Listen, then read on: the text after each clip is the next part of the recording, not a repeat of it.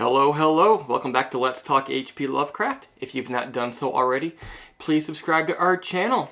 Alright guys, let's jump right into today's review, which is of The Festival, written 1923, first published in January 1925 in Weird Tales. Festival is the story of an unnamed narrator whose ancestors come from a town called Kingsport in New England. And he's been invited by his relatives to a festival on the night of Yule. And he's never been here. This is his first visit, but it's his ancestral home, and he was curious to take part in this festival. He hints about Yule being sort of supplanted by Christianity and by modern peoples, but actually being a far older celebration that maybe even predates all of human history. He arrives in this town. It looks like it's something right out of the past. Very much looks like it's still part of the colonial era. And he finds his way to the home of his relations. There, he's greeted at the door by a mute old man wearing gloves and reportedly having a strange, sort of waxy-looking face. He lives there with an old lady who sits at a spinning wheel. The evening progresses. He basically sits in silence, waiting for the festival to begin. He passes the time by reading from some of the books that they have there in their library, which includes a copy of the dreaded Necronomicon. Nearing midnight, the old couple, they don black robes and they lead him out into the streets. They join a procession of townsfolk who are also dressed like this. They file through the village into a church on the hill, and then from the altar of the church into a sort of subterranean tunnel down into the bedrock beneath Kingsport. They eventually come to a sort of subterranean chamber, sort of an underworld unto itself, where he finds what he describes as a world of like unwholesome fungus and slime. But there's a river running through this land.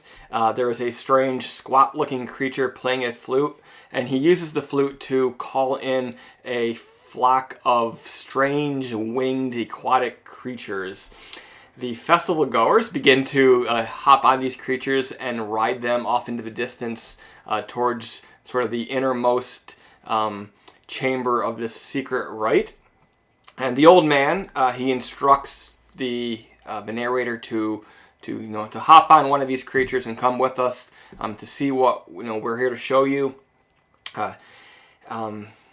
He refuses. The old man insists. He takes out from his pocket an old pocket watch with the family crest on it, trying to prove that, yes, I am part of your family. This is good for you. We're not going to hurt you.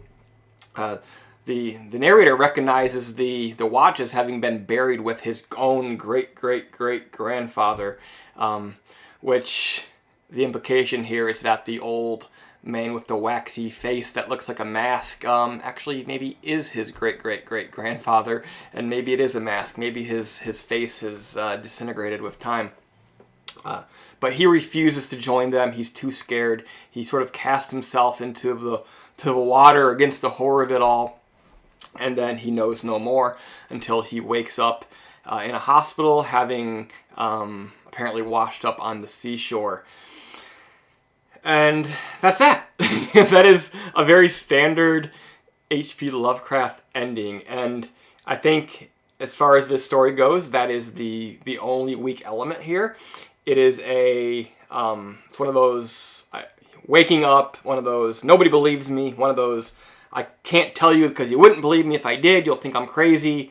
But was it all a dream? It's one of those types of endings. It was ones where you call into question reality. And Lovecraft, if he has a weakness, that's probably it. He uses that way too often. And, it's fine if you're just reading like a Lovecraft short story here or there, but since I'm reading them all, I'm sort of seeing these trends, and this one's a little bit of a cop-out as far as Lovecraft's works go. But it's still a good tale. Has great mood, great atmosphere. Feels hypnotic, almost poetic, just the cadence of the prose. And there's this sense of kineticism where this character and these people are on this procession to this place, and you feel pulled along with them You feel the the tug of the mystery and the fear and the gripping fear of what's ahead, but it still managed to invite you in, wondering what's happening next. So it is a very well written story aside from that ending, and it reminds me just the whole theme of strange New England town with people who during the daylight, they're one thing, but they're not quite what you think. They belong to an older time. They are the ancestors of an era that should not have existed, living on secretly in modern times. Really reminds me of Shadow over Innsmouth, and to some degree also Dagon. So yeah, guys, on the scale of Lovecraft's tales, I would say it's in the upper third. Not his best, not his worst. Good all-around, tense, not too horrific type tale, but weird enough to belong where it was first published in Weird Tales. And I'm glad that it has survived history and come down to me here in 2019 to share with you. It is 6-7 pages long, take you 15 minutes to read or whatever like that, so put it on your reading list. You could also find a free audiobook version or two here on YouTube as well, so whatever format you prefer, check it out. It's worth your time. Alright guys, those are my thoughts on Festival by H.P. Lovecraft. Thanks for tuning in. Please subscribe, and until next time, keep it creepy.